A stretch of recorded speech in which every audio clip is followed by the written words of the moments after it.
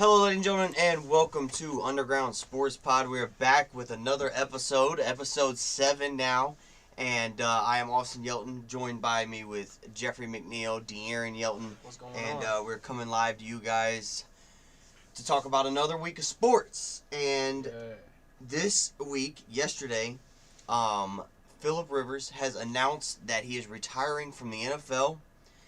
17 seasons. 16 in San Diego / Los Angeles, 1 season in Indianapolis. The question to you guys is Phillip Rivers a Hall of Fame quarterback? See, I'm gonna be honest here, and I have to say no. Looking at his statistics, 5,227 passing yards is amazing, yes, and also 421 touchdowns, also outstanding. You said 55,000? I said 52. I meant 5,200. 5,200 passing yards. Yeah, 5,277 passing yards. That's attempts. Oh, I was looking at the wrong thing. Sorry. Yards. I was like, that's very fucking low. That's really low. Okay, so 63,440 passing yards and 421 touchdowns to 209 picks. Really, those are good stats, but the thing that hurts me the most is he went 134 and 106. He couldn't win. He couldn't win. Okay, He had 1, 2, 3, 4, 5, 6, 7, 8. He had 9 winning seasons in 17 years. Okay, but let's talk. Okay, I believe that he is. Well, okay, and 4 of those seasons was 9 and 7, which is kind of it's like winning season. So my life of watching sports, one of the best quarterbacks in the NFL, not the best, not the second best, not the third, but one of the top guys when you talk about quarterbacks in the NFL was always Phillip Rivers. It was, no matter what. Plus, I had a best friend growing up who loved the Chargers, so that might have just been biased to me, always hearing about him and stuff.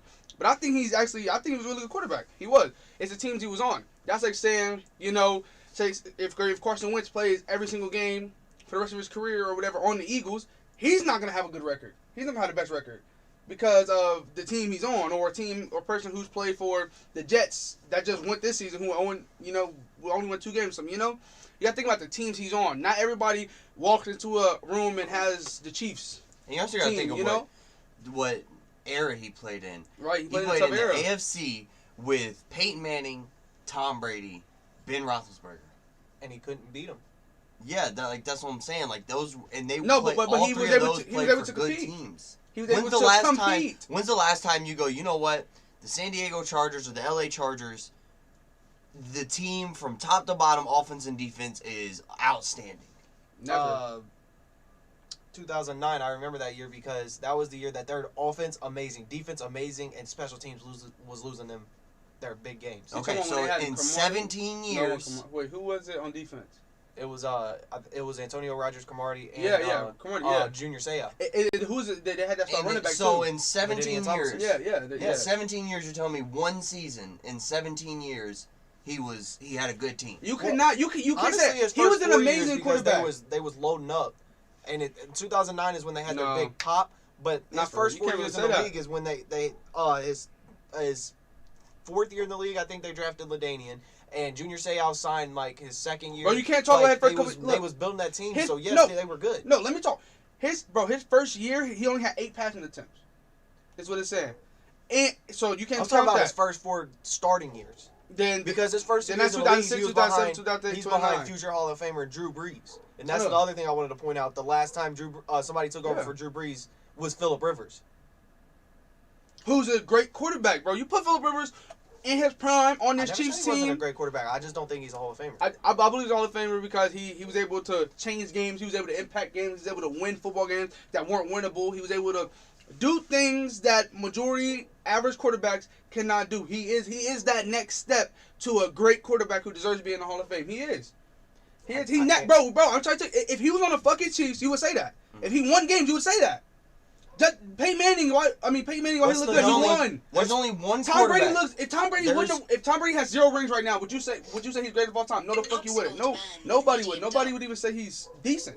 if he didn't have all the rings. Yeah, there's only one quarterback that is able to beat Tom Brady and Peyton Manning in the playoffs and then make it to the Super Bowl. There's only one quarterback in that era that was able to do that, and that was Joe Flacco. That's the only quarterback that is able to go beat Tom Brady and Peyton Manning in the playoffs in that era. Because for many years, it was Indianapolis versus New England in the AFC Championship game.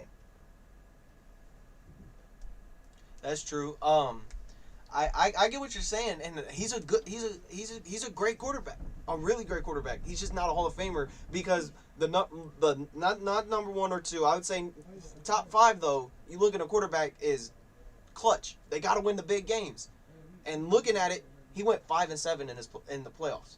5-7. He won 5 playoff games and lost 7. He made it to the NFC Championship game once, lost. Okay, we were just 09. Yeah, we were just talking about Barry Sanders made it to one conference championship game. Playoffs in 09. No, they made the playoffs. They went 13-3 and made the playoffs. It's just the special teams lost their 3 games and lost the game in the NFC Championship. Yeah, so how's that his fault? No, but here's my thing. Though. We just right here, playoff passing. You know, record 0-1, 2-1. That's the year. Or sorry, that was in 07. In 09, they lost. Yeah, they lost in the first round. 1-1, 1-1, 0-1. He's just not a. He's not clutch. He can't win the big games. No, but look, we were just talking about Barry Sanders. He's a Hall of Fame, one of the best running backs of all time. Made it to one conference championship game. His whole entire career, made it to one. Never even walked in the Super Bowl when before. you're a leader of a team, like I get Barry what you're Sanders was a leader of his team. But he wasn't. On his team. He didn't get the ball every play. The quarterback touches the ball every play. Right. So he is your. He's the number 1. He's the leader. In that 2009 season, it was a lot of handoffs. Who was the running back? LaDainian Thomas. Okay, it was a lot of handoffs. So he wasn't. Yeah, he also scored 31 touchdowns that year. The best receiver he's probably had his whole career was Keenan Allen. That's debatable. Who? No, I mean he had Antonio Gates. Yeah, Antonio Gates with tight end. Come on, like we know QB tight ends, they do the thing, but receivers are clutch. Man, I'm drawing a blank. I know his name. Hold on, it's right on top of my head. I can see his face, but I can't picture his name. What's his number? You know his number? I believe it was 82. De'Aaron, look up receivers that he played with. He had LaDainian, Darren Sproles, Mike Tolbert. That's running backs. Vincent Jackson. Thank you. 83, Vincent Jackson. Yeah, Vincent Jackson was really good, but Keenan Allen's still really good. And Antonio Gates. Yeah, we named Antonio. Antonio Gates was amazing tight end. You got that. But, okay, let's talk about Tom and Rob. But you also got to great combo, but they also had solid receivers. Amendola sure-handed. And also, Edelman sure-handed. You got to also add to that Antonio Gates, even though Antonio Gates was really good, and no disrespect to Antonio, he never played football until the NFL. Right. He played basketball his entire life. No disrespect. I was young. Until they signed him to the San Diego Chargers. I was really young when he was playing football, but I'm a type. I like going back and watching games and watching old games, and like when I watched, his IQ wasn't that high. Tight ends usually gotta have great. Like that's what Rob Gronkowski. That's what makes him tight end. The ability to fake block. Oh, here's my shot right now. Go out, make a catch. You know, like tight ends need IQ. You gotta be a smart player. You gotta be a versatile what do you think? player. Do you think Philip Rivers is a Hall of Famer? What deserves to be a Hall of Famer? He just announced his retirement yesterday, I believe. So what's your clear cut? I think he should be in the Hall of Fame. Okay, I think De'Aaron's the one that says no. I think with the numbers that he has and playing 17 years as a starting quarterback in the National Football League is not doing easy. what he's did. Yes, that's hurtful. The team they lost to in the divisional round in 2009 was the New York Jets. 17-14. Yes, the New York Jets that made it to back-to-back AFC Championship games that was a good team. with Rex Ryan at head coach. Yeah, that was a good team. That hurts. You have Darrell Revis. You have Cromartie at corner. You have LT was actually a part of one of those. And one of them, but not in that game, talking about being a good player. In that game, Philip Rivers, 298 passing yards, 1 touchdown, 2 picks. I know. Bro, he went against probably one of the top 5 best corners ever to play the game, Darrell Revis. That's a fact. You got, it's not Antonio Cromartie, who turned into one of the best corners in the league while he was playing, and Bart Scott at linebacker to go against. Okay, in 2000. That's not easy, bro. Okay, in 2007, they went 2-1 total. Philip Rivers, 767 passing yards, 4 touchdowns, 4 picks. The year after that, 2008, 3 touchdowns, 2 picks. There's only 2 years he didn't throw an interception in the playoffs. Every other year, he threw at least one. But okay, but usually in the playoffs, you're going against good teams. You're not going against ass teams. Yes. So you're going against good defenses. You're going against playoff teams that are in the playoffs. You're gonna throw picks. So Tom Brady never threw a pick in playoff games. I've never said that. What's your answer? Okay. You never answered. I feel like he is a Hall of Famer. 2016, 33 touchdowns. Also, there are going to be those times where you're like, he's not a Hall of Famer.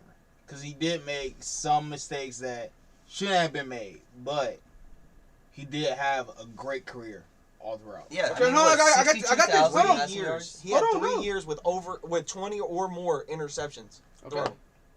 Okay, no, but look. No, let me talk. Bro, don't talk about this. No, because Brett Favre has the most interceptions in NFL history. There's never been a single quarterback that threw more picks than he did. Hold and on, he's a Hall of Famer. Is Drew Brees a Hall of Famer? You think he went to Hall of Fame? Okay, let's talk about this playoff game against the Buccaneers, who don't really have no standout defensive corners or anything like that. 134 yards, 1 touchdown, 3 picks in a playoff game, and they lost the game. 3 picks in 1 game, but he's a Hall of Famer. That's a playoff game. That's 1 year. He's No, done it's the- okay. multiple years. Okay, so you're telling me if I go back, Drew Brees never threw a pick in a game in playoffs? I didn't know, but Right. he never threw more than. I mean, Drew Brees only got 1 in a Super game. Bowl. That was 3. Until that game. Okay, we'll see it. Hold on. I'll check that. Look it up. Look it up, because I can almost guarantee that he didn't throw more than 2 in a playoff game, except for that one time. And if I'm wrong, it may be one other time.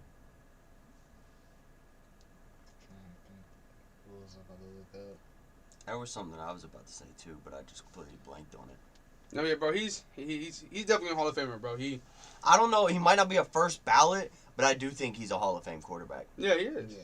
Because Okay, right here, we'll just look at this. So first off, 0-1, 3-0, 1-1-1. So 2 games. All right, so let's look at 2004, 2010, and 2019 when they one bounced. Okay, 1-1, 0-0, 2010 0, 2019 1. Like these 2 and 3s, he played multiple games. But you're also comparing him to one of the most accurate quarterbacks in NFL history that has I'm led just the saying, league multiple times in completion But percentage. that's who he brought up. No, I'm So talking just about proving he throws picks too. Look at Peyton Manning.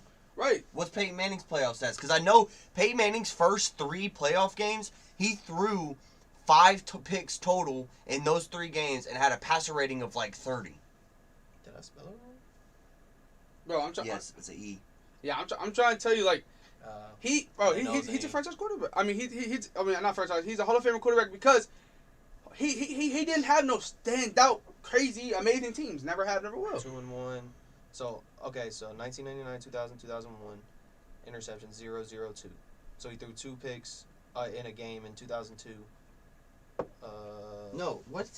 Because when it's multiple games, like it's hard to decipher. So like, But also he threw 4 picks in 2003. yeah, he also played 3 games. Exactly.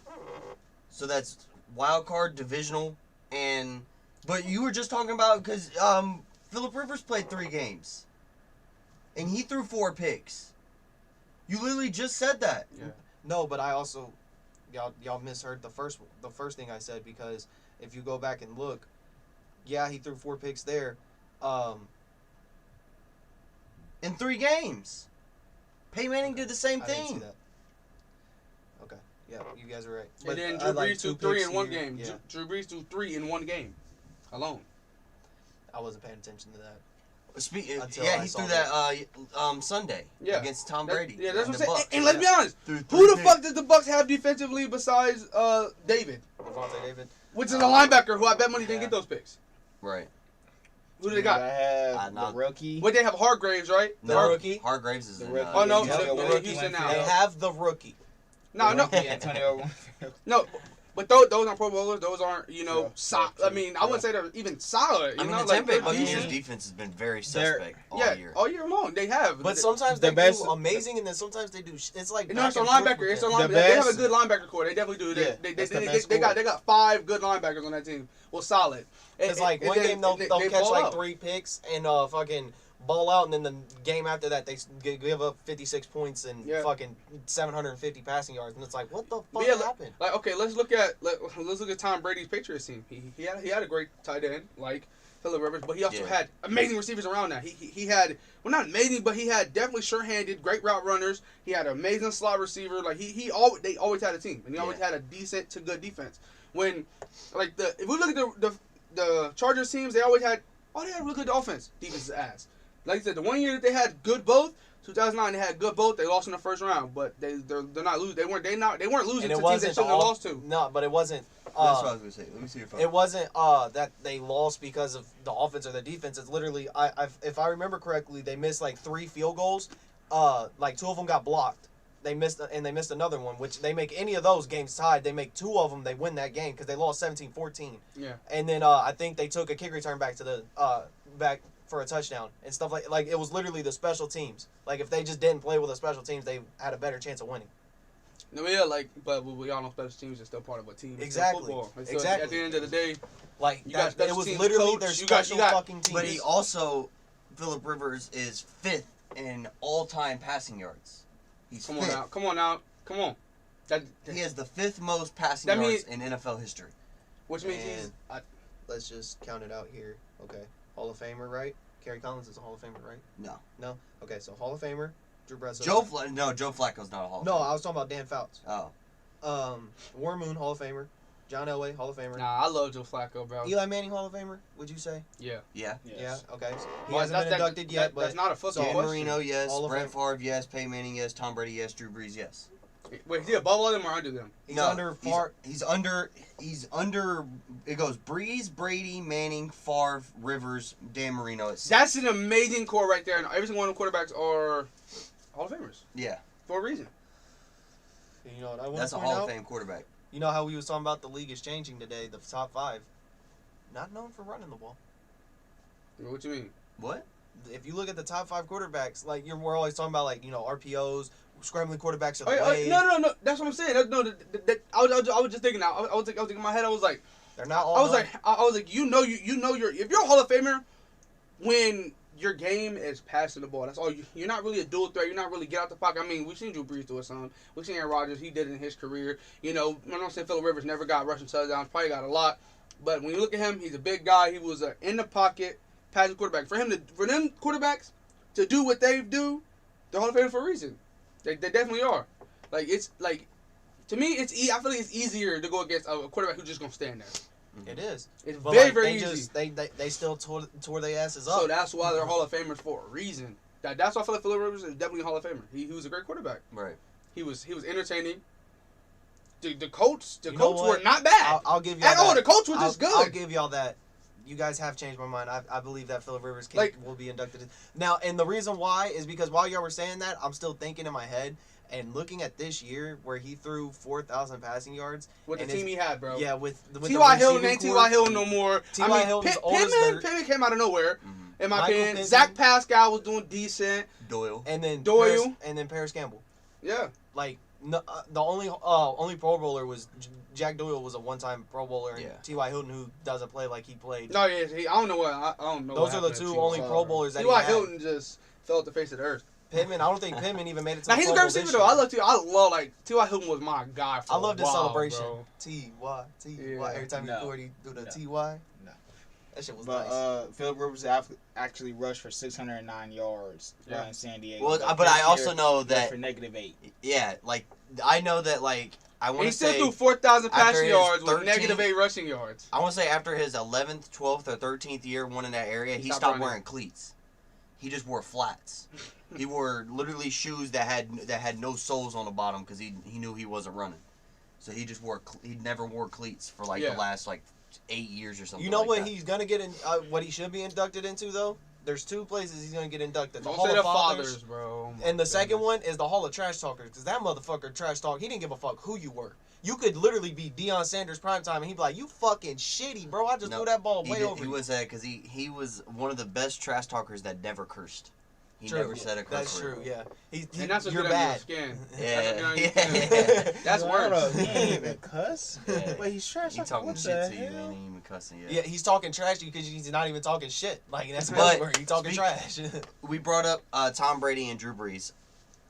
This weekend, Sunday, we had the championship games. We have the MVP. Yeah, we have the Tampa Bay Buccaneers taking on the Green Bay Packers, and we have the Buccaneers got Kansas the City MVP, by Chiefs the way. taking on the Buffalo Bills. Okay. I So kind of figured that. okay. Can I point something Here's my out? thing. No, hold on. Here's I my just thing wanna about point it. something It's out. mind-boggling to me because I don't know. I know who I want to. Me personally, I want the Bills to smack the fuck out of the Chiefs. Yes. And I want the Bills to go Super Bowl. I would love to see Packers Bills Super Bowl. Yeah, that's what I want to see. That's what I want to see. That's what I want to see. Packers, Bills. I definitely think the Packers are going to win the game. Like, I don't know about you guys, but I've been saying I said the Packers, like, okay. The Packers and the Bills is the perfect storyline. You have the Bills, who are 0-4 as a franchise in the Super Bowl. They're trying to get their first ever Super Bowl win, and you have the Packers, who haven't made it to the Super Bowl in the last since 10 years. But here's my which thing. they won the Super Bowl. You got one of the grandfathers in the league about to win MVP in the Super Bowl. He had a chance to win the Super Bowl. But then you have the best friends, bro. When Stephon Diggs got traded to the Bills during the pandemic, him and Josh Allen played video games online every single day the whole entire pandemic, and like they literally best friends. Now they're destroying the league, putting up video game numbers in real life.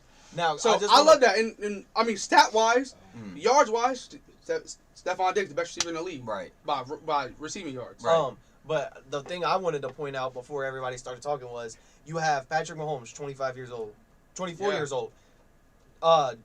Josh Allen, 24 years old, versus 37-year-old Aaron. And then on the other side, you have Aaron Rodgers, 37 years old. 43. Drew Brees, 43 years old. Well, so Tom no matter. Brady. All right, that's what I meant. I'm sorry, Tom Brady. Drew Brees threw three picks, and he ain't there. So what I was pointing out is no matter who wins and who loses those games, it is going to be like basically the handing of the torch because Aaron Rodgers and Tom Brady are 1, 2, maybe 3 years away from being out of the league. And that's gonna be crazy to see. Like seeing Drew Brees and Philip Rivers leaving. Aaron Rodgers says he wants to play at 45, so that's another 9 years.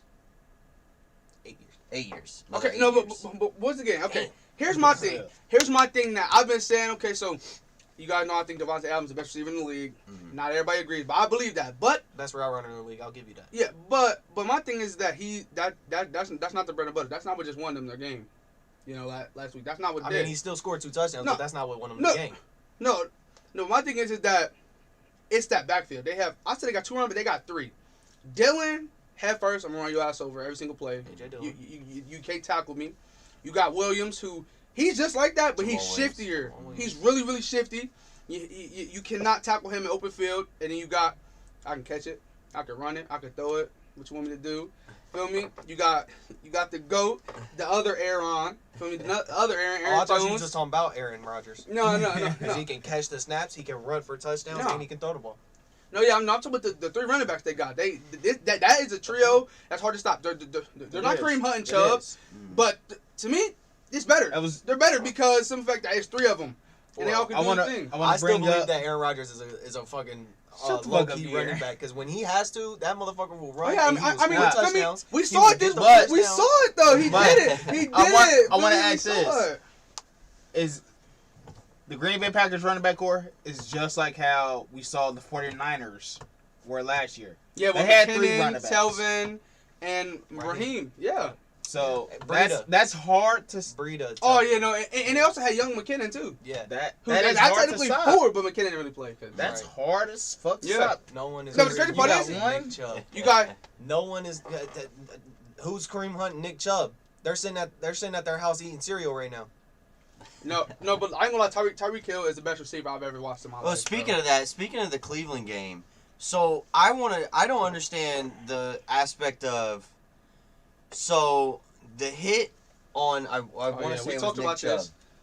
He's diving for the goal line.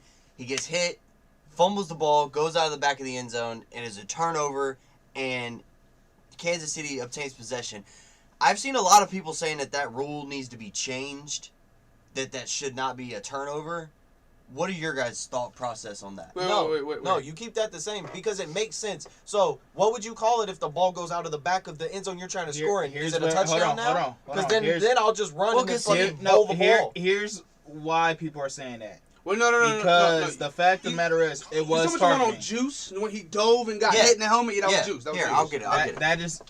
If you want to be technical, that is targeting. He led with the crown of his hand. Type in dirty hit Chiefs and Browns. Yes. Shoulder pad first. It wasn't a dirty watch hit. the fucking. I watched the. No, I understand. It was shoulder pad to shoulder pad, and then the helmet's hit. Because everybody said it's a dirty hit, and it wasn't. But that's okay, a dirty hit. If you watch it in slow motion. But if you look at it, fucking Patrick Mahomes. When you go down. But when you look at both of them were dirty. Both of them were dirty hits. It was not a dirty hit, bro. Oh, no, hold on. Okay, here's my thing.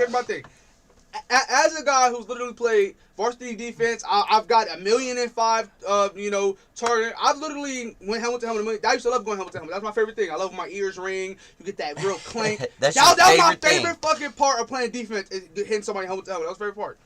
It's a difference between intentional and non-intentional. You know when somebody lowers their shit, boom. But in this play, Juice lowered his head too. When the offensive player initiates it, that's not dirty. You can't. It's not about it. He catches the ball. Look, his head's down. That's not helmet to helmet. It's not a bad. Yeah. First. Falling? No. First. No, No. He's not a quarterback. He's not a quarterback. Hold on. I know. You know what I mean? So he's falling, but still. And that's Higgins. That's not Juice. That's but no, Higgins. he's lunging for the goal line. His body, his area of contact changes. Higgins. No. Oh yeah, that's Higgins. Yeah. Yeah, Higgins. but keep looking. They're gonna show a Touchback. replay. They call a touchback. Which call. means turnover for the team. Touchback as that in means, the Chiefs get the ball. Yeah, I Chiefs know. get the ball at the 25-yard line. That was the We're best waiting call on in the the game. replay. That was clean. Here we go. Okay, here we go. He's Look. He leads with his helmet, not with his shoulder. He leads with his shoulder. No, he leads with his helmet, dude. You can literally see him turning his head away. Yeah, he went like this. Yes, he leans like this and turns. But I mean, okay. The thing No. that Here, okay, hold on. the thing that Here's I would my thing argue here's in my that thing, everybody. situation, what I would argue in that situation is that he throws, when leading with his shoulder, he throws his arm out to show that he's trying to hit him with his shoulder. But when you're lunging forward, Yeah, like you can't expect that. He sees him running, and it looks like he's going to run, so he drops his shoulder to hit him, and Higgins dives for the pylon. Let's be honest. Let's be honest. You can't Higgins change your body because somebody else changed theirs. No, here's my thing, Dre. So everybody be like, bro, that's a good ass hit. If he's standing up straight, hit him in the legs, just same form, it's no problem. But because he dove, that's not his fault. You know how many times like somebody has went like this, and the running back goes like this, helmet to helmet. Right, and then there's also later on in the game. On a dive. Later on in the game, you could call that a helmet to helmet hit when the defensive lineman drops down and hits Patrick Mahomes with his hand and knocks him out of the game for the rest of the game. At least he didn't hit him with a helmet. Actually, damn. But that's contact from the neck the way and head area. That on was a quarterback, to choke. Yes. But here's my thing. How many times in football, okay, when a QB slides like Teddy Bridgewater, what happened to him? When he slid, got hit, that's dirty. When you're diving, fighting for yards, I feel like it's clean. You can hit them as hard as you want to. They're fighting for more yards. They're not surrendering, going down. Yeah. They're like, no, I'm a big man. Your shit died. No, you boom, right. you hit them like that. Like was clean, if you change your contact area, if you're standing up running, and you drop down, you protect yourself, or you dive, it is not a penalty. No, but he was extending the ball to get more yards. Yeah. So he wasn't giving himself up. He was trying to fight for the touchdown. Yeah. That's what we're trying to say. No, so he wasn't trying to give himself up. And the guy, you see his arm come up as he's hitting him to show, hey, shoulder. He turned his head too. Look, he was looking at him like he was looking at the ground at first. Once he felt contact, you literally saw his head face the other way as he hit. So it'd be different if he went like this. Boom, and hit him straight like that. He literally, you see his whole body. I believe that he was in turn to hit. I believe that if Higgins wouldn't have dove for the goal line and would have stayed like it probably would have been a normal hit. It would have been shoulder to either the waist area or the rib area. I feel like it would have been more of a tackle. Like he hit him like. And the changing of the way he was running to then flat line. I think the dirtier hit was the hit on Patrick Mahomes. I completely agree, and that's the one that's least talked about. Like that man could have fucking paralyzed him. They're talking about the reason why he was so out of it. It was a neck thing, and like he couldn't feel his legs at first. That's what the doctors were saying. Like he could have fucking paralyzed Patrick Mahomes. Nothing happened. Hold on, take out of the hit situation. Not talking about the hit. We're talking about the rule that if you fumble the ball out of the back of the end zone, it is considered a turnover. No, yeah. Why wouldn't it be? That's good common sense. See, what I think it should be is because no team recovered the football, so it should stay in the offensive hands on the 1 yard line. They don't have to change the rule of catching the feel me, catching the kickoff, kneeing it, or just walking out the back of the end zone. That's no, because that's a team recovering the football. When the ball went out on the sideline, no team recovered it. Why should the Chiefs get the ball if they never recovered the ball? If you change the rule like that, then anytime I catch the ball and I know I'm about to get tackled, I'm just going to oops and just let the ball roll out. You can't fumble forward. They literally just did. He fumbled forward. I'm saying you can't purposely fumble forward. You can't throw the ball forward. But that is a turnover. I literally watched the whole segment of intentional fumbles. Like if I get hit, boom, and I let the ball go, I let it roll forward. It looked like he made me fumble. You don't refs can't 100% tell if you really threw the ball. I mean, obviously you can't make obvious, but if you get hit, drop the ball, roll forward. Yeah. I don't think it should be a turnover. Drop the ball, it should. It definitely should. Yes, the Chiefs. It was a great play by that safety. He saved a touchdown, knocked the ball out of Higgins' hands. That's what I'm saying. Yeah. The defense can only knock the ball out of the Higgins' hands. But the Chiefs should not obtain possession. That's why you should. They did not recover the fumble. No, but it benefits that amazing defensive play. Here's my thing why I shouldn't. Because, okay, then where'd I get the ball at the one? That's what he said. No, that's ass. It's your fault for getting the ball that close and not fucking scoring. So you deserve for it to be a turnover every single time. What I'm saying is he caught the pass and ran down the field and extended for the goal line. He didn't get tackled on the 20-yard line and the ball flew out of the end zone. Yeah. So he was on the 1-yard line extending for it. Now, if there was some bizarre case where the guy's running the ball and the ball gets knocked out and he's on the 6-yard line and it goes flying out the back of the end zone. They should get the ball in the 6 because that's where the player was last contacted. In that situation, he was hit on the 1-yard line and fumbled out of bounds. No team recovered it. It should be on the 1-yard line. In your mind fucking logic, make me want to fucking scratch my brain. You're saying that not only should that happen, they should change the rule that if you fumble out of the back of your own end zone, that's a safety. No, they should just get the ball at the one. That's a safety. No, but they can't turn the ball over if you go out of their end zone. Yes. You get the ball at the one, but if you go out of your end zone, that's a safety. What did they do? They knocked the ball out. He technically didn't even knock the ball out. He just made a tackle. The guy was reaching for the goal line. But if Higgins would have protected it, the ball would have never came out. No, but here's my thing. That's his fucking fault. Hold on to the ball. That's why there's no way to me it needs to continue to be a turnover. You can never. That's a blessing. But then you're taking away extending for the goal line. Yeah. So what happens? Hold on. What happens if there's 1 second on the clock? You're running down the sideline. The game's over. The ball. You dive for the end zone, knocks it out, and goes out of the fucking thing. There's 1 second left, and now you're shitty. Okay, because you tried to win. You play you're shitty. No, I'm saying you play receiver. How many you play offense in general? How many times y'all did ball secure drills? A lot, didn't you? Yeah, a lot, a ton. Hold on to the ball. That's all you talk. The ball hit your hands, you catch that shit. Okay, if you dive in, hold on to the fucking ball. Don't dive if you know you can hold on to it. That's your fault if you fumble. Right, but he's not looking. They shouldn't reward them, but also did he catch the ball? No, Sorensen hold on. I got the biggest point here. Did he catch the ball on the 1-yard line? No. Then they need to get the ball wherever the fuck they go.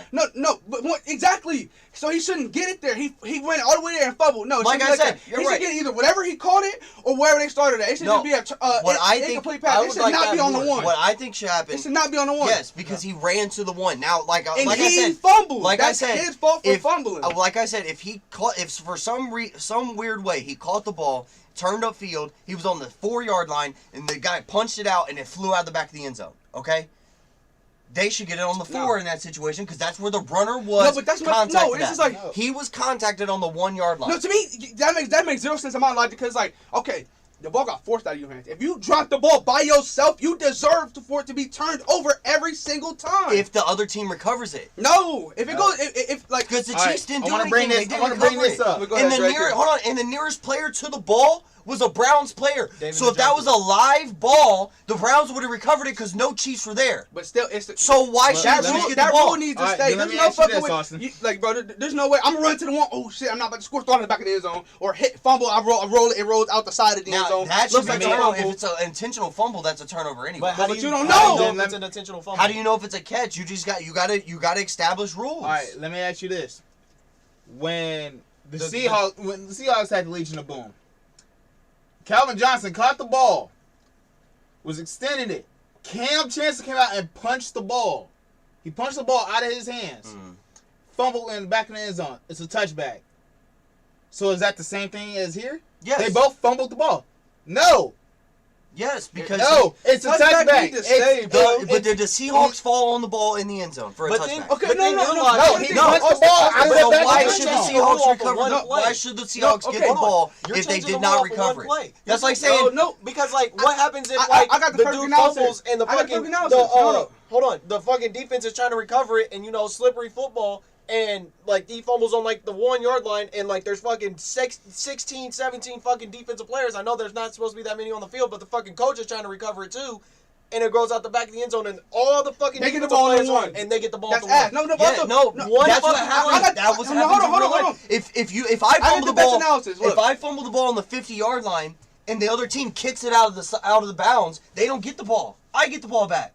Because it went out of bounds. So that's the same thing. If they don't recover the ball and it goes out, the offense retains possession. Basically what you're telling me is that every single time with football rules, so basically in basketball, you get an on-ball steal, that should be the other team's ball. But if I throw the ball out of bounds, it'd be my ball again. Because I threw when it's your fault. No. But if I'm dribbling and the guy punches the ball out and it goes out of bounds, then yes, it's my ball. No.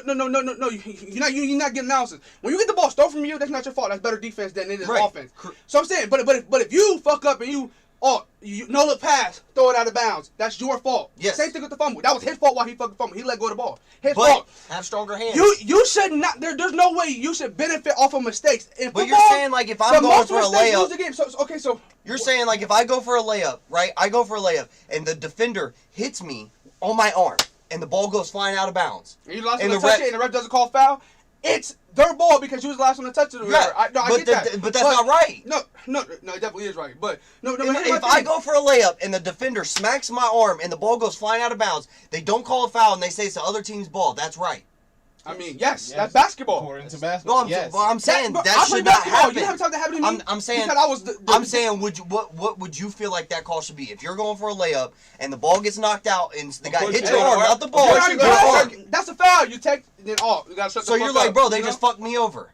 Because he hit me in the arm. That's what happened right there. They fucked Cleveland over. He fumbled. He fumbled the ball and then went into the back of the end zone. It's like I'm dribbling. He bumped me, right? It's not a blocking. He just bumped me and not dribbling. I dribble on the line.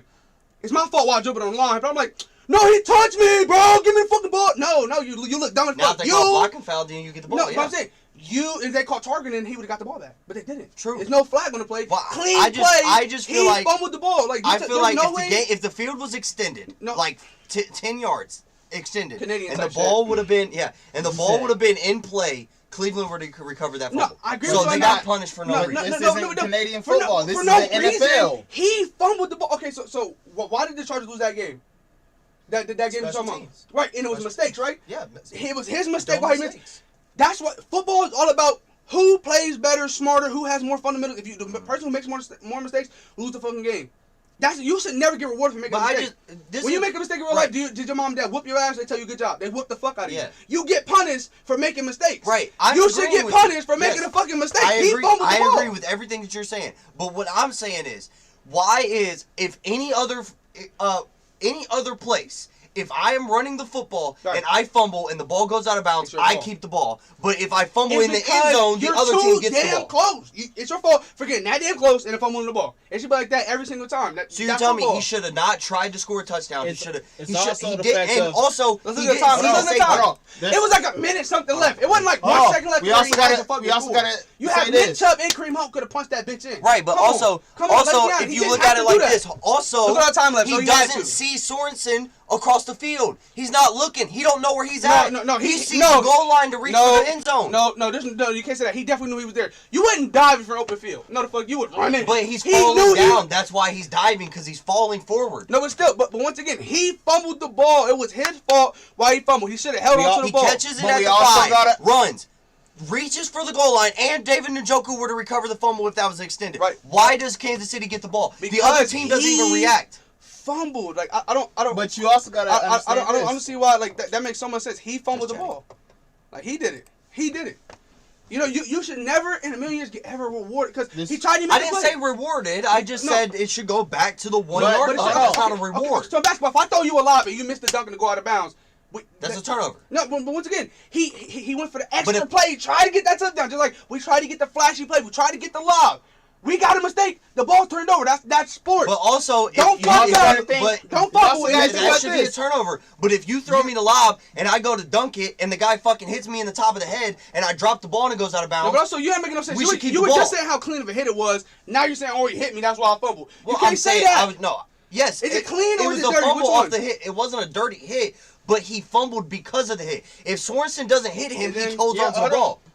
You're saying that, but you have I'm not saying it was a dirty hit. It's inches. I'm not saying it was a dirty hit. I'm just saying that's the reason he fumbled because he got hit. But here's why I like the rule, because if he would have got hit 0.25 seconds later and the ball crossed the goal line, that's an automatic touchdown. Right. Yes. So it's just fucking timing. Bro, get better timing. Get stronger. You gotta reward the better play. I feel who had the better play there? Who had the better play? It should have been Cleveland Browns football on the 1 yard line with like second and goal. I think that was a first and goal play. Should have been second and goal from the 1 yard line. No, there's no way. You you're rewarding a mistake. No, it's not because it was Cleveland. It's because of the principle of the whole situation. I know you agree, Wes. I know you agree. So you're telling me. Don't say the Steelers. If it was the Steelers, I would still. And fucking Juju Smith-Schuster I'm not saying that. got hit by a fucking Bengal and fumbled out of bounds. I'm not saying that at all. I'm not saying that at all. But I'm saying, if you're a quarterback, you take the snap, you drop back. Okay, nobody's open. You roll out to your right. I see him down the field. You go to throw. They knock the ball out. The defensive player knocks the ball out. It rolls out on the 40-yard line. You're telling me the other team should get the ball? No, I'm talking about the end zone. The end zone. I said that rule should never change. That should be the same rule no matter what. It's the same thing. Until football is no longer a fucking thing, that needs to be a rule. That is the best rule I've ever heard of in my fucking life. It's not. That's the best rule ever. It's not. What? The ball was knocked out of his hands, and he fumbled the football, and it went out of bounds. He had zero reason to dive. The offense should always retain possession no matter where the ball goes out of bounds. Correct? Yes. So take the fucking safety out of it then, too. No, the ball goes out of different. How is that different? How is that different? That is a no.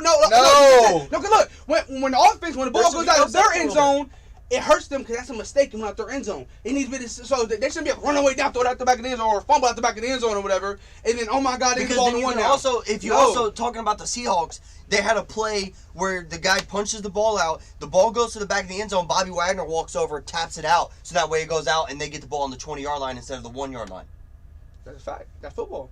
You use the rule. Okay, the fucking the Green Bay Packers. It should be I don't know the guy's on the name, 1 yard line. Okay, but everybody cheats a little bit because the Green Bay Packers, they kicked it to the sideline and the kick returner goes out of bounds. I want to say that's Donald Driver. I want to say that's Donald Driver. Donald Driver. Did you just fucking say that's a rule? The touchback is a fucking rule. They're just using it to their No, it shouldn't. It's about IQ. That is an IQ play. You know how many games would have been different if that was the case? Just like, bro, I'm trying, like, safeties is like mistakes. You should never get reward off a mistake. You never should.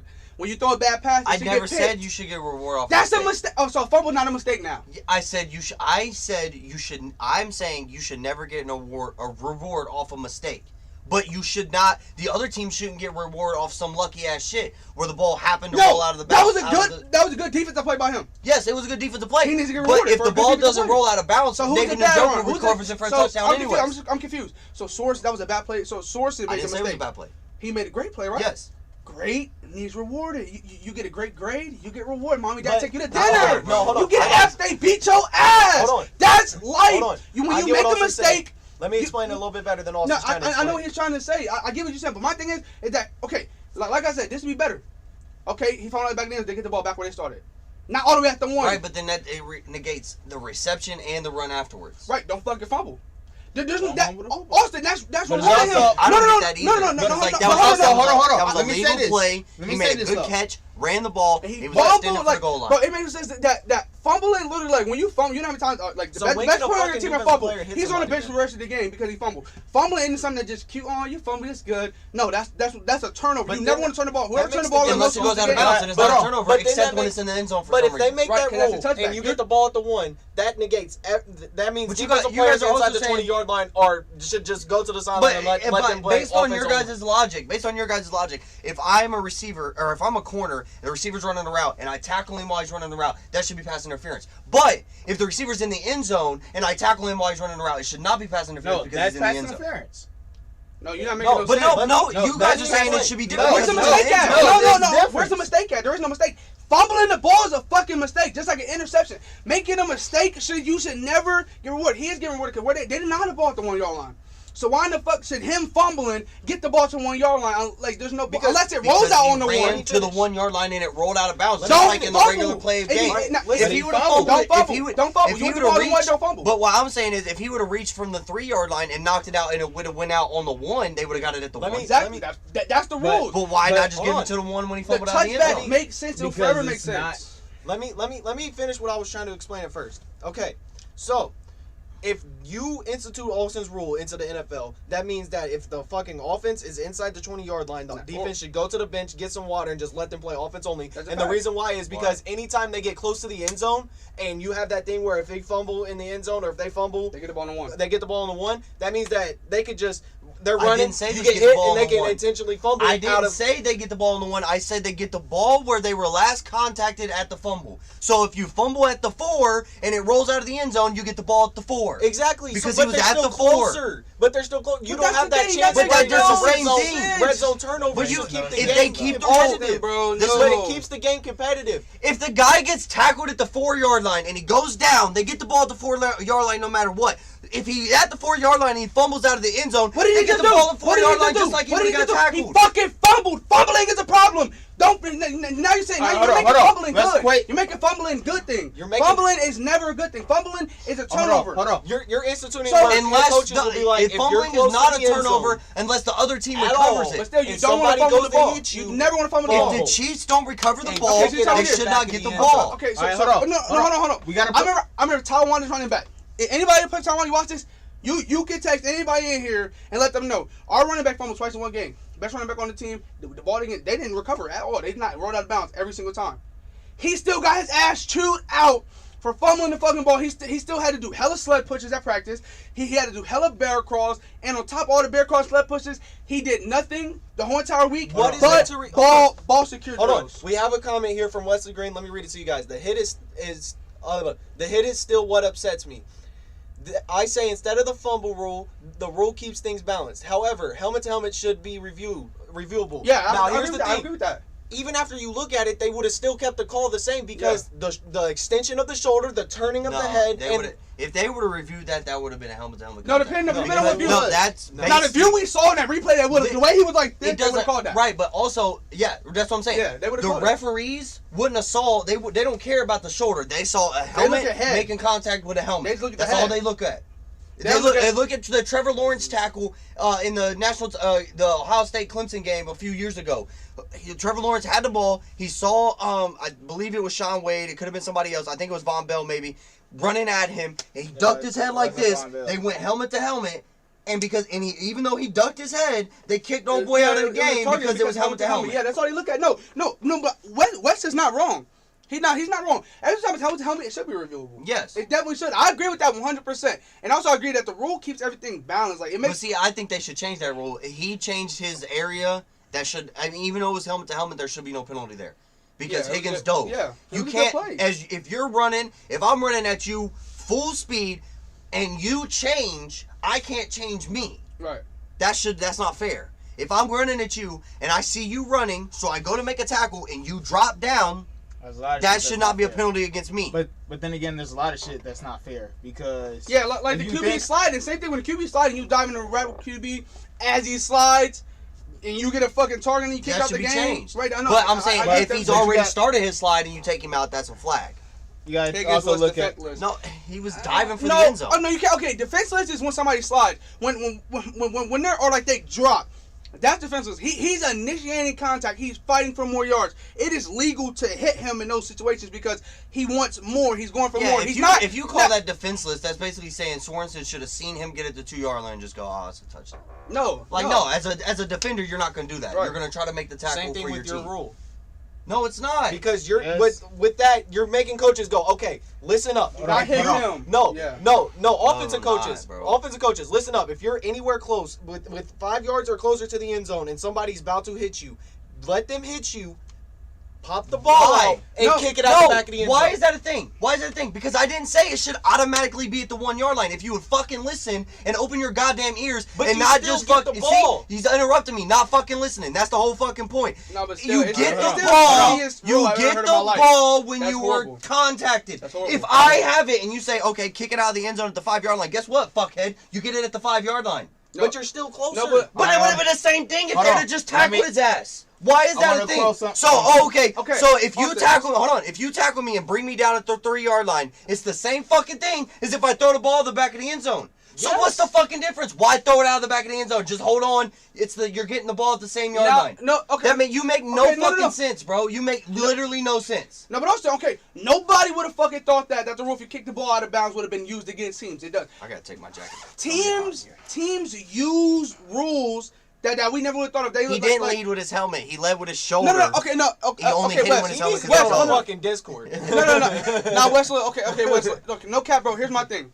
Basically, what you're saying is, that is no disrespect, but that's dumb because a defensive player, you know how many times I dove to make a tackle? All right. You telling me defensive players are supposed to stand there? If he don't run to me, I can't make the tackle because if I dive, sorry that my body is built. I can't dive feet first. I gotta go head first. That's how you dive at somebody. That's the only way you could possibly do that. Yeah, you can only dive head first. You can't dive. Yeah. You can't fucking crossbody somebody. Yeah. You can't fucking drop kick somebody. That's like not. I said, if Higgins would have not dove fucking helicopter spin. If you dive in front of Chubb like that, it would have been a clean hit. And if Higgins would have not dove for the end zone, it would have been a clean hit. Go for a kick. Most people, they're not gonna dive. They don't dive like this. Some people, they do angle their bodies. How? So you're telling somebody to do something that no. I'm saying. Hold on. Let me go ahead with your head. But bro, okay. Let's be honest here. Okay, I know your Browns fans, you're a little biased to it, but if Higgins didn't dive, would he hit him in the head? No, he wouldn't have. So don't say that. If he wouldn't have dove, that's his fucking fault for diving. Just like his fucking fault for fumbling. That's the moral. You made the mistake. He decided. Diving ain't a mistake though. Diving part of football. It was his mistake to fumble. I agree that the fumble is bad. I'm agreeing with you. But what I'm saying is, Kansas City should not have got the ball because they didn't recover the fumble. He pulled his arms back. Look at the play. No, he lifted. Look at the play. Just fucking look at it. Yeah, I hear it. Go back to the thing. But if the Chiefs would have right back recovered to the play, fumble, the Chiefs should have got the ball. They did not recover the fumble. They weren't even near the ball. No. Hold on. Jeffrey, pause it. It was 1st and 10, by the way, so it wasn't 1st and goal. So it would have been 1st and goal if that was happening. It would have been 1st and goal, yeah. Click settings. Yeah, slow it down, I know. Slow it down. Let's slow this down. And don't do that. Here, yeah. Let me see. Wait, what? Because. All right. Now no. Because you can actually see it from here. Well, no, I like the other angle is real football. The replay one is literally showing the bad part. You can see what he's talking about from there. You can't see it from there because it looks like a normal hit from here. Right. But it was a normal hit no matter what angle you look from. So look, he's diving. Where did his arms go back? Because that's what he's saying. He said that. Yeah, he said his arms go back in his head when show it goes the down. replay part that I was talking about. Yeah, that makes sense. Right, so you can watch his body. This is gonna be a little long, okay? Look at the time. He had no fucking reason to dive. Now, just 1 second left. You got to score fucking touchdown. It's always time to dive. No. When you have a chance to to score a touchdown for your team, you dive for the end. I agree with that. I get that. But when you fucking fumble, it's your fucking fault. It needs to be a turnover. Watch his arms. Let's see if his arms move backwards. No. It's going to hit. Look. He's running. He turns his head. Yeah, it's a flag based on the rules, but I don't believe that should be a flag. That's an amazing hit. I've hit people like that a million fucking times. Right, that's what I'm saying. I've seen those hits happen. Based on what the rules say, that's a flag, but it should not be a flag. I don't believe it should be a flag. But that's why I said it's a flag, because based on the rules, that's a flag. Yes. Wait. Pause it. So, according to your rule, Austin, this is just me trying to understand your rule because you said I don't listen. You pause yourself so you can pause the exact spot. Hold on. That looks bad, by the way. He starts diving at the 3. Okay. So no should they get the ball? Has been made. No contact has been made. No contact has been made. So you're saying after they get Hold on, dear. So then here, so that he should... His foot's not on the ground. So you put where the ball is. That's the fucking rule. Okay. So it's on the 1 yard line. So you said half inch. I thought since he's giving himself up for not giving himself up, but since he's diving forward for the more yards, I thought maybe the ball would be at the 3. He tucked his arms, bro. No, he's just run. he did not. Did you ever play football? Did you ever play football before? And play defense? That's what, bro. You know how many times I've done that, bro. Like even when I was playing, it don't matter. I would play D lineman. I see a running back coming. You know, he's fighting for extra yards. We're on the goal line. I'm diving with my body to meet his body. I hit him, so his body turns. No touchdown. That's part bro. There's no way when you dive forward. There's no fucking way. When he's diving, you're diving. Sorensen, there's no way he's gonna dive like this. So I wasn't gonna do anything. Right. I agree with what Wes is saying that is a penalty based on what the rules say. are. Yeah. But I don't believe that should be a penalty. No, it shouldn't. No, but okay. Here's my thing. But okay, in my opinion. Because what Wes is trying to say who had the better play? You have to try to, as you're running full speed and you're diving forward, you have to angle your body. But here's my thing. In the air to try to catch him. That would have been Denzel Ward hitting Tyreek Hill or somebody like that. It'd been a fumble. He probably wouldn't say. He probably would be saying something totally different. He probably be like, it shouldn't be a penalty. This is his team. It's different. We haven't talked about the sack on Pat Mahomes.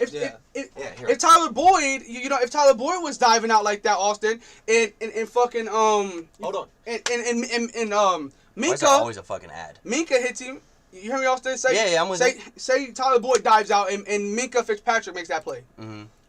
You'll probably be like, oh, that's a penalty because based on the rules, but it might not be the same play. Right. You might think a little different. So here's the hit on Pat Mahomes.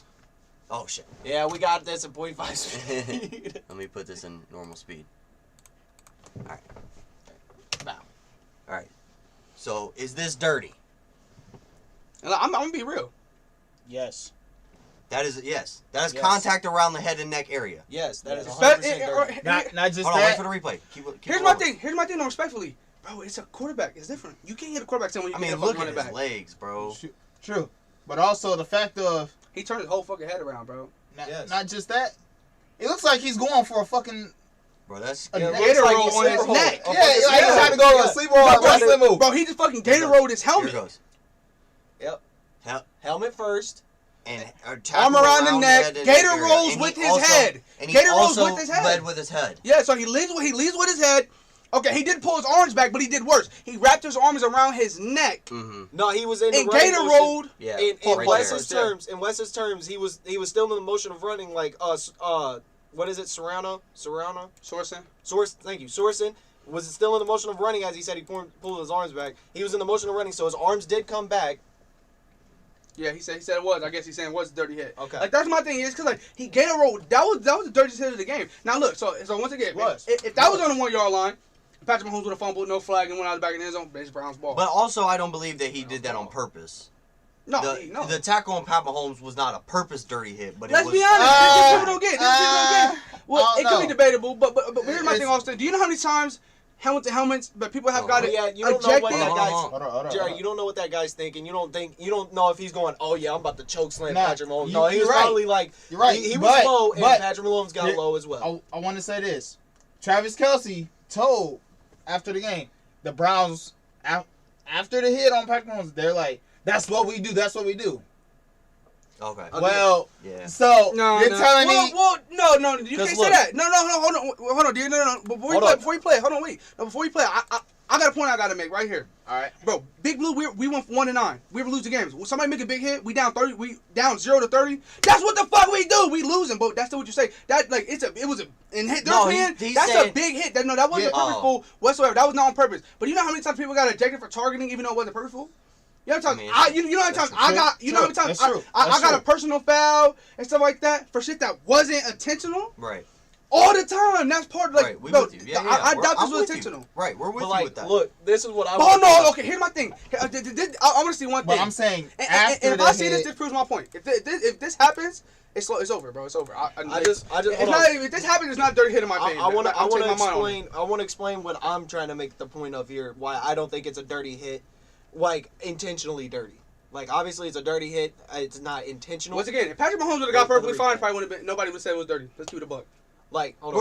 Right. But it fucked him up. All right, so look, he gets low, and Patrick Mahomes gets low as well. Like that. That's why it's not dirty. No. Here's my thing. This why to me it's not even. I'm gonna be honest. I don't say it's that dirty because once again, Patrick Mahomes wouldn't have dropped down like a quarterback does, then guess what?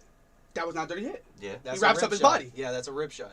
So him actually leading with his arms that's a clean hit if he didn't drop down. Yeah, the only thing that makes me go shit that's dirty is when he wraps the neck. Oh no. He should have let go.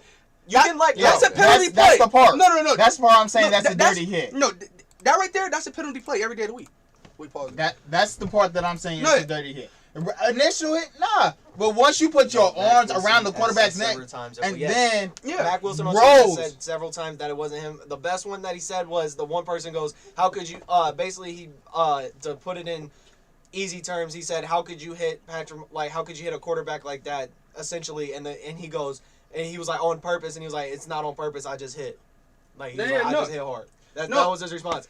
It wasn't on purpose. No, but let's be honest. That wasn't a hard hit to hurt him. It was the fact that he got his neck wrapped up. Yeah, it's just where he got hit. No, it wasn't how hard he got hit. It was where he got hit. Exactly. I'm sorry. I got to explain more because the pressure point. Yeah. No. Because my thing is, neck. You can't put your arms around the neck. To me, it's not. To me, it's the same thing as Sorensen. Sorensen should have got a penalty there. His helmet with the rule book, it's a penalty. Yeah. Same thing with Patrick Mahomes. It was not intentional whatsoever. It was not a dirty play. It was unintentional. I believe it was. I believe it's unintentional. If Patrick Mahomes does not drop like that, that's one of the best tackles we've ever seen. The wrap was apparently unintentional. Yeah, no, okay. I believe it was. No. With the rules, that's a penalty. Every single day of the week. He should have got penalized, got kicked out the game. Feel me? But it was not. It wasn't a dirty additional play. That's the part. I know you can't, it's hard to change your momentum. But when he wraps, he had him like this and he moves his arm forward, you could have easily just, brought him down. You don't have to wrap the neck. Here, hold on. That's the part that I'm like, I don't know. That's what makes it dirty to me is when he pulls his arm forward. I've done that accidentally. I've grabbed face masks accidentally. I've talked to somebody about their helmet accidentally. I've horse collared accidentally. Bro, you're in the heat of the moment. You got to think about it, bro. We're watching. We're calm. We're not heart pumping, adrenaline. We see Patrick Mahomes, best player on the team. Oh, my God. I got a chance tackling him. And then you go like this, but he drops, so now you got his head. You're still thinking wrap up. He's not going to, it's his head. Oh, my God, let me stop wrapping up mid-play. No, he's going to wrap up. It's just the fact that but you also are going to adjust, too. Well, it wasn't like he had both arms like this the whole time. He literally let go, and it was one arm like this. And it wasn't like you could tell. He wasn't like this, choking him up. His arms just sitting on his chest. That's true. It wasn't on his neck no more. He did adjust. It was in on his chest. That's not a dirty play. That's a great play. Yeah. By a great player. Yeah. Simple. Well, not a great player. You know what I mean? He's a solid player. He's on the Browns, so he's shitty. But, you know what I mean? So, it's not as bad. But both hits should have been penalized. Both players should have gotten in trouble. But here's the thing. ... Both players should have gotten in trouble. Only one of those was a turnover. It's a fact. Only one was a turnover. That's true. The Sorensen hitting Higgins was a turnover. And you know why? Yeah. Because Patrick Mahomes held onto the fucking ball.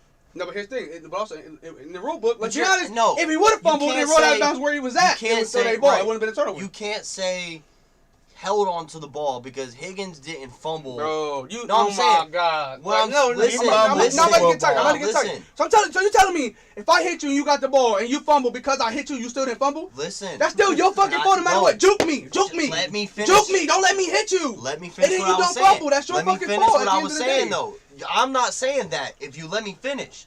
When he was running, it's not like he hit him and the ball came out. He was trying to score a touchdown. You can't say hold on to the ball because you're not worried about holding on to the ball. You're trying to reach it out. How many times have we seen the guys reach out, they'll hit the fucking pylon and the ball will come out of their hand. But they're reaching like this.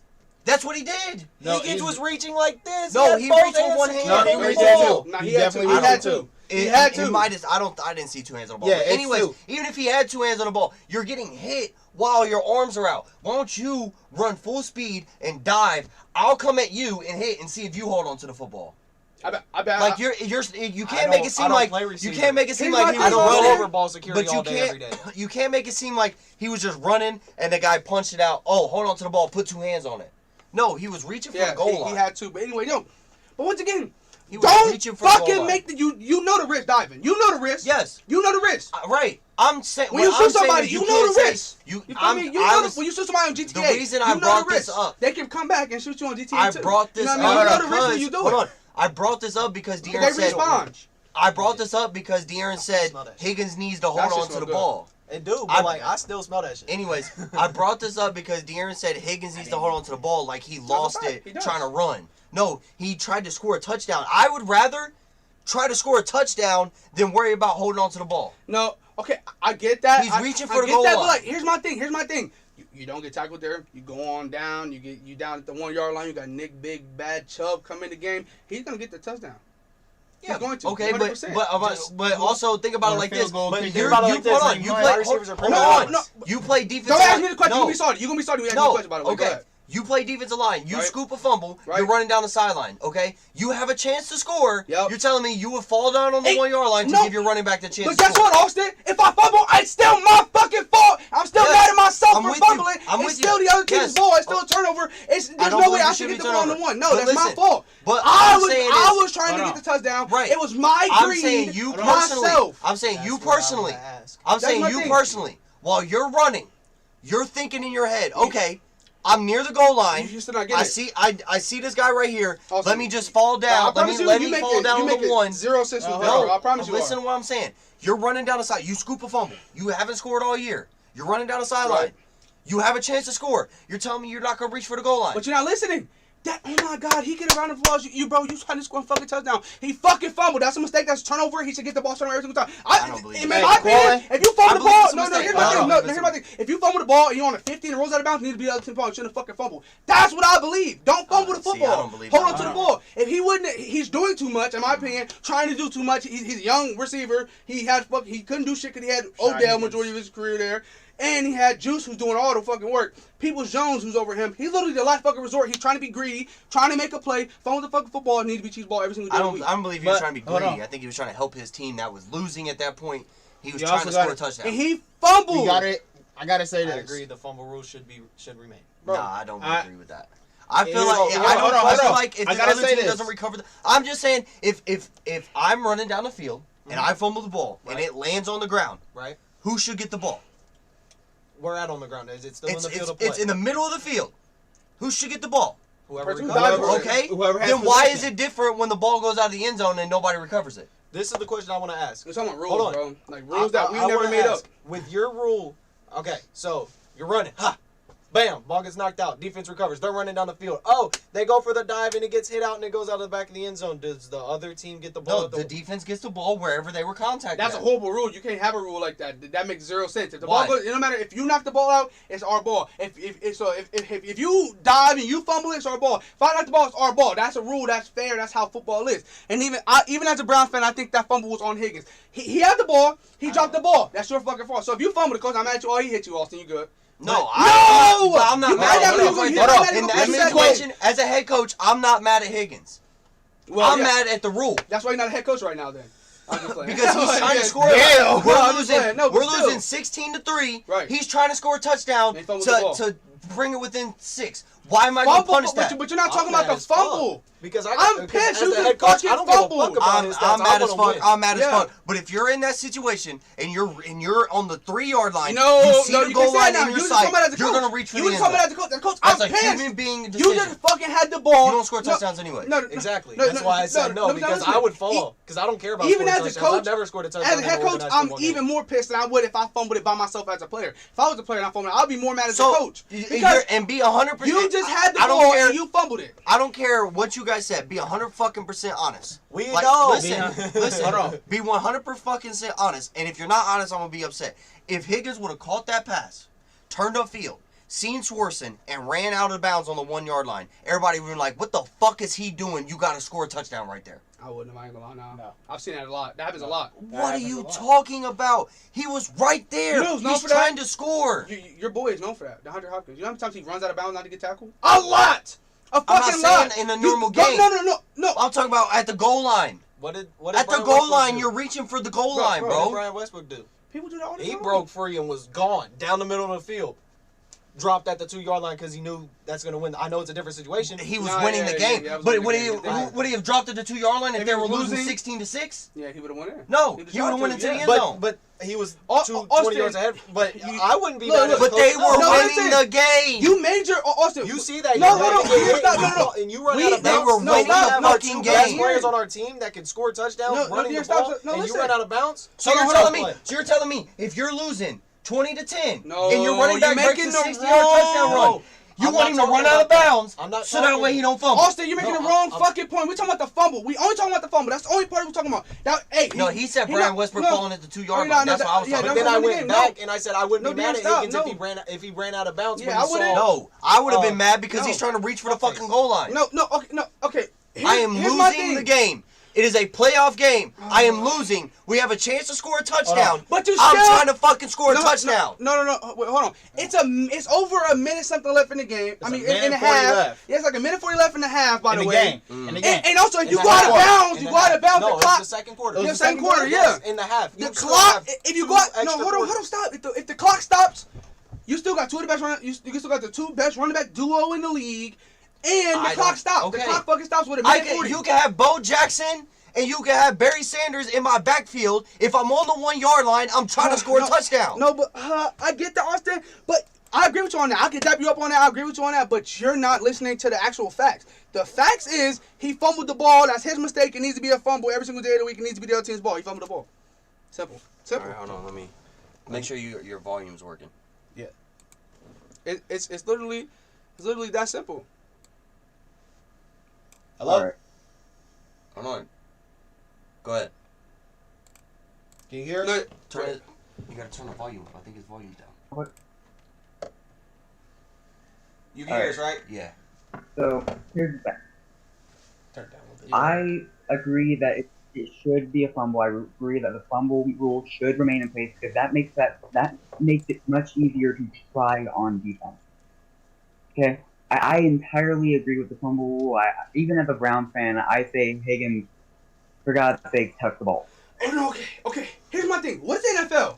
Austin, you making it so fucking hard on the defense. You know that? hard. How? Why are the teams good? Teams has a shitty defense. They don't have the best defense. I'm changing No. one rule Right. that says No, cause you look, didn't recover the fumble, so you should not be No, rewarded no, for no, not recovering the No, fumble. but you fucking fumble, so it needs to be our ball. Come on. This league, the best team, Bills have a good what? Offense. The Packers have a good what? Offense. Buccaneers have a shitty defense. They have a good offense though. They're in the league. They're in the play. All the good offensive teams are still here. All the good defense teams are at home. Saints, So you're telling me. Pittsburgh, So you're telling me. Seattle. If I drop back, I throw a pass. Guy The comes around, Rams. catches the pick, runs down sideline, dives for the end zone. Fumbles. I knock the ball out. He falls out. I get the ball back. Yes. Yes. No. Yes. What did I do? Yes. You caused the didn't fumble. recover the fumble. But You it also caused them to make okay. the touchback. So you're saying if I'm running down the field, somebody punches the ball out, it falls on the ground, defense gets the ball, right? No. Defense gets the ball. If it goes out the back of the end zone or If side they of the go end zone, out it's the back a of the end zone. touchdown. I'm saying if the It's a ball touchback. lands on the 50-yard line, they should get the ball. You talking 'Cause about I different fumbled, shit? right? You talking about You're talking about different shit. The end zone rule needs to stay. It's one of the No, best it's rules not, in the fucking bro. league. It Look, makes it fair. They did. Hold on. recover the fumble. Let No, me you're say this. offensive Hold on. If they player. wanted You the make ball, offense if too they go back bad. the ball, you recover Hold the on, ball. You make you're the coming- offense. You're an going offensive minded back. player. You always have been your whole entire life. The only position I ever saw you play was offensive player. You were good at them. You play offense. Defense, you know how hard it is to play defense?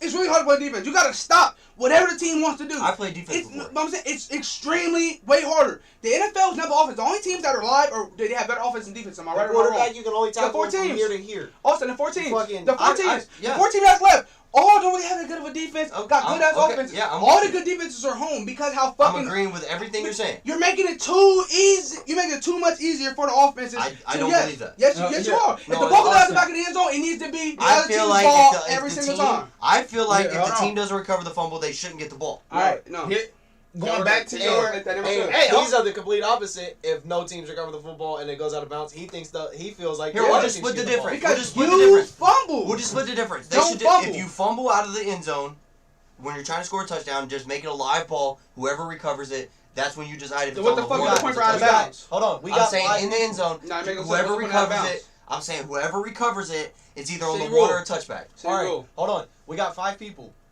all in favor of the Austin, no touchback fumble rule. Say aye. Aye. Right. Everybody else, nay. Nay. I didn't Wes. hear what you said. Deanna said all in favor for Austin's rule say aye. And Austin was on so do you believe that if you fumble at the back, so in that play he fumbled at the back of the end zone, no Chiefs player was near, no Chiefs player recovered, but it still went out the back of the end zone that it should have been Cleveland's ball, and that should be the rule every single time. Do you believe that should be the rule? No. Yes. You said no?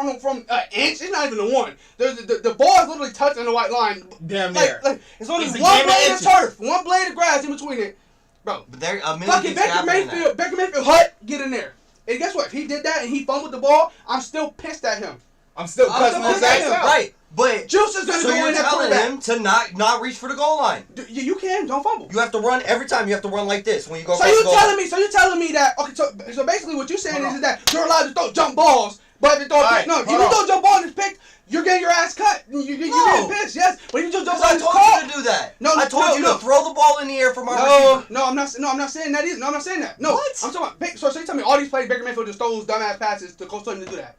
No, but if it's called, if it's a goal line fade, and I'm saying throw a jump ball, that means it's a 50-50 ball. No, but you're talking about. I'm not gonna get talking about a whole fucking different thing, Austin. You didn't tell him to dive. You didn't tell him to dive. That was his fucking play. He did that. He's trying to help my team win. No, but you're not listening. He decided to dive. So Baker Mayfield would have decided to throw the ball up to him, and it was him and Sorensen. Sorensen picked it, but he was in the end zone. Oh my God, he was in the end zone. That's Higgins' ball. He was in the end zone with the ball. But you're saying if your player's running down the sideline and he sees a defender even near him, run out of bounds. Hey, be a player, run out of bounds, and let us lose the game. Go ahead and dive. Don't fucking fumble. That's simple. Don't make mistakes. All right. Be perfect. So dive forward and hold on to the ball. Yeah, he had two hands on the ball. Something that's impossible to do. To get hit as you're diving. Then don't fucking as you're diving, you're getting hit in your fucking head. It's impossible. And why hold on to the ball. If it's impossible, why do it? It's not impossible. I'm saying you said it was impossible. You said it was impossible. I know. He saw Sorensen. He I looked at him as he dove, so he knew he was there, and he fumbled the ball. You fumbled, Austin. You did it. It's your fucking fault. You're telling me if I'm in any scenario, I'm still gonna agree because it's the right way. No, it's not. I want to bring this He got hit in the fucking head trying to score a touchdown, bro. So he dropped the ball. So now it was the head. Oh, he turned his head on his shoulders, but now it's the head. No, he literally looked at it. He got hit in the fucking head. No, but you weren't saying that first. Now you're trying to switch up to. No, I'm saying he tried to score a touchdown, bro. You making, bro. You're telling me the Dez Bryant catch should have not been a catch. The one that they called against Green Bay. The fourth and one where he threw the lob in the air. Dez Bryant jumped up in the air, caught the ball. He hit the ground. The ball popped out in the end zone. And he fumbled the ball. He didn't fumble. They said it was incomplete, but he tried to reach for the goal line. That's his fault. You trying to, bro? You fucked up. Don't fuck up. You know what I'm talking about? You're telling me the Calvin Johnson one where he caught the ball, and as he was falling down and he braced himself, stood up, the ball came out of his hand. You're saying that's incomplete? That shouldn't have been a catch. I'm just saying, I'm not talking about because he dropped the ball. I'm talking about his fucking fault. That's his fault for doing it. Okay, so just going down. You made a catch. You made a good catch, my boy. Good play. Accept your one play. Don't try to do too much and fumble the ball. It's your fucking fault. You doing too much. You fumble. Come on. Let me show you what I'm talking about. Bro, let me bring this up real quick. Go ahead, Dre. It's not gonna matter what he says. It's still wrong. Like no matter what he says. Earlier in the year, the Cincinnati Bengals versus the Washington football team. Okay. Joe Burrow scrambles. Pause real quick while Dre talks. Dives for the end zone. Okay. He fumbles the football. Chase Young makes him fumble. The Redskins football team recovers it. Goes out. They fumble the football again. They get the ball back. They call it a touchback because technically he did not have possession when he ran out. That's what the call was. Fair call. Rashad Higgins had possession when he caught the ball. Yeah, he ran for yards. There has been a lot of players. You get hit, they held on to the football. I want got hit by one of the best tackles in the world. They held on to. No. Before you play it, pause it real quick. Larry Fitzgerald got hit by one of the best tackles that ever played football. Troy Polamalu dove, hit the pylon, still had the ball in his hand. It didn't fall roll, but he held that bitch with one hand. So you tell him bro. It's possible, definitely you can do it. He fumbled the ball. It's his mistake. Okay, so I want everybody in this room to say that this was a drop. You can be pissed when I say it's a drop. By the way, because if he dropped the ball, it's a drop. If it was his fault, it's a drop. Hold on. Yeah, we got the running back. Plus, look who the quarterback is. Of course, it was a drop. Right here. Now, no bias. This is a drop. Everybody said this is a drop. That's a drop. It hit the ground. But hold on. Austin, you're so fucking stupid, bro. No. I'm gonna say, nigga, you're talking about touchback, and you just fucking showed incomplete pass. That's dumb as fuck, by the way. No, you're talking about touchback. I need the other angle.